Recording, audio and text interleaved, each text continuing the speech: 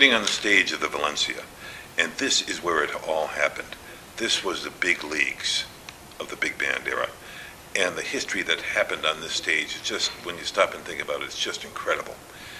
York was one of the primary stops for the big band, for the touring bands, for the greats and those who wanted to be great. They all came to York, and they all came to the Valencia right here.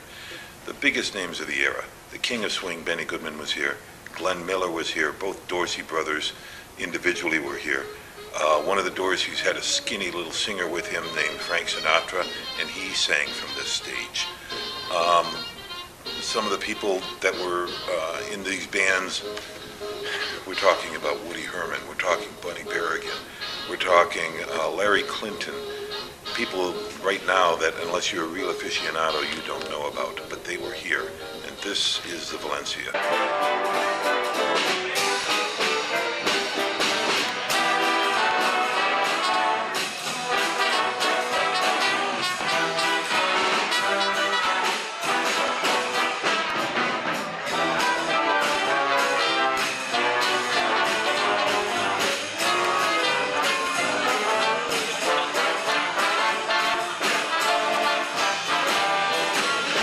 One of the reasons that the Valencia was so popular, there are two things that this ballroom had that almost no other ballroom in the country had.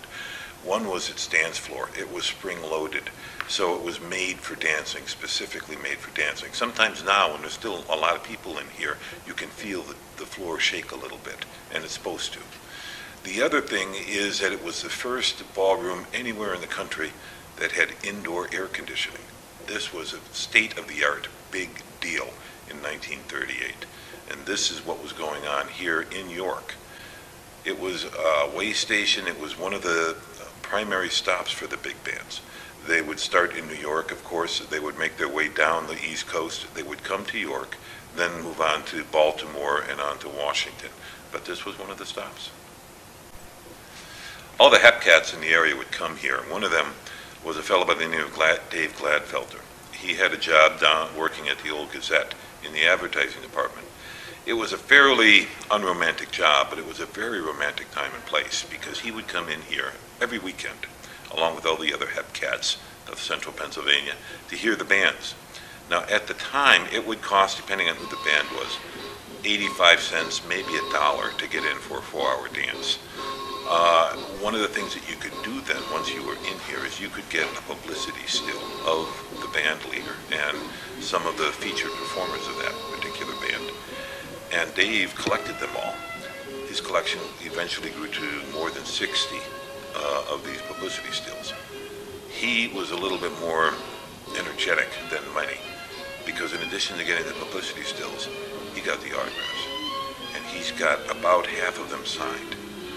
And it's almost an embarrassment of riches when you go through his collection, because we're talking about Glenn Miller. There's actually 2 autographs of Glenn Miller in the collection. Benny Goodman, Tommy Dorsey, Jimmy Dorsey, Harry James, 2 of Woody Herman, Jack Teagarden, and then some of the names that aren't so well known, Ziggy Ellman and Van Alexander and Larry Clinton and Jan Garber. All these guys, he not only saw them, but he got their autographs on these pieces of, on these publicity stills.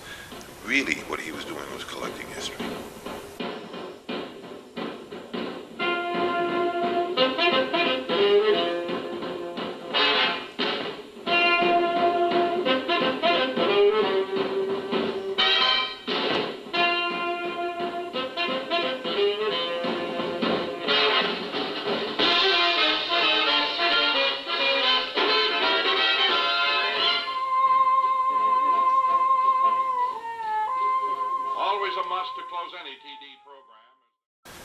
Sometimes, late at night, if you're walking along North George Street and you pause underneath the awning of the Valencia and you listen very carefully, you can still hear them.